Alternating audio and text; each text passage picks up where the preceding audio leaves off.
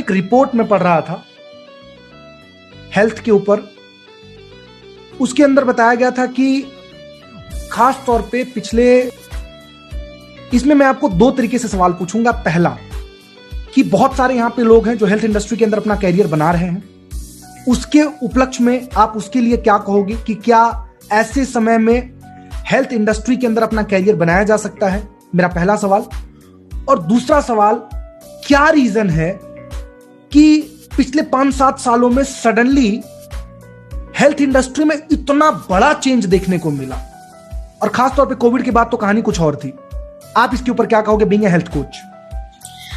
अगर हम health industry की बात करें ना, तो आपको पता है, आपने जैसे बताया 4-5 साल, स्पेशली लास्ट 1.5 साल 2 साल जो गया है उसमें, कोरोना की वजह से।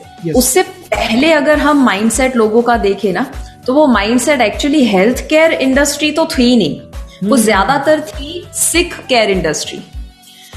क्योंकि लोग बीमार पड़ जाए ना, सिक केयर बीमार पड़ जाए, उसके बाद वो लोग चेक करते थे कि अच्छा अब हमें क्या करना चाहिए, चलो डॉक्टर को मिलने के लिए जाना पड़ेगा। So we humans have a tendency to focus only on health और any specific topic when you have a problem.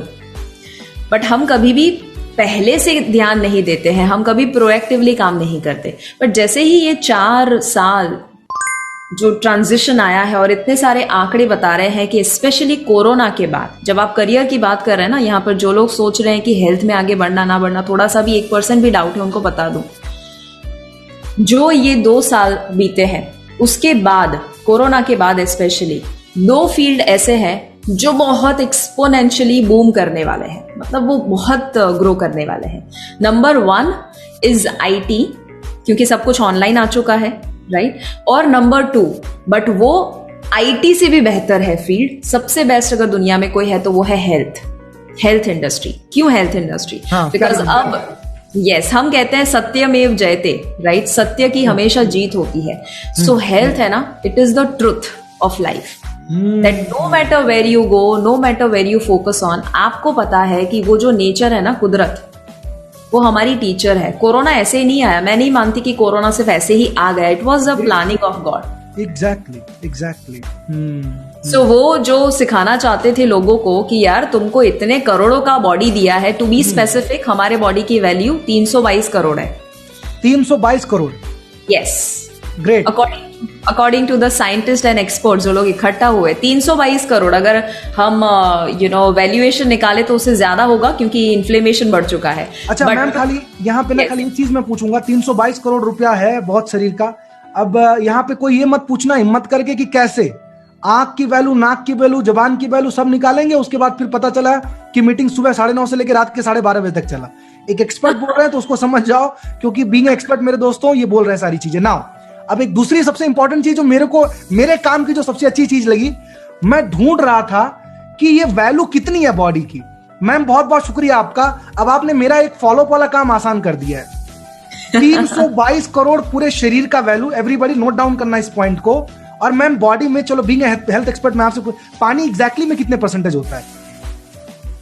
Exactly वो हमारी, अगर मैं बायोलॉजिकली और सही में फैक्ट, तो जब हम जन्म लेते हैं तो वो 75 और उससे भी ऊपर होता है। धीरे धीरे आप कैसी लाइफस्टाइल जीते हैं उसके मुताबिक डिसाइड होगा कि कितना है, but on an average it is 70% हम कह सकते हैं। कुछ लोगों के शरीर, यस, ऑन एन एवरेज 70%, कुछ लोगों के शरीर में कम ज्यादा होगा, but on an average we can say 70% is our body is water. Similarly हमारा जो अर्थ है वो भी 70%। सो यथा ब्रह्मांडे तथा पिंडे, जैसा बाहर है वैसा ही शरीर में। Yes, amazing, everybody. वो क्या है ना, हम लोग हर जगह हेल्थ में से भी वेल्थ ढूंढ लेते हैं मैम। तो खाली मैं एक हिंट दे देता हूं एक मिनट के लिए मेरे दोस्तों। 70% बॉडी का, इसका मतलब 322 करोड़ का 70%, उसके मुकाबले दोस्तों 3 लाख बहुत कम है। अरे वाह, एक हिंट मुझे जो देना था मैंने आपको दे दिया। अब इसको आप किस तरह से, कैसे, कहां इस्तेमाल करोगे आप जानो। 322 करोड़ का 70%, 3 लाख रुपए से मेरे दोस्तों बहुत बहुत बहुत ज्यादा है। समझदार के लिए मेरे इशारा काफी, और सुपर 30 के पार्टिसिपेंट तो मतलब सुपर समझदार है। सर के लिए एक बार जोरदार तालियां होनी चाहिए इस पॉइंट पर, क्या पॉइंट है, वाह।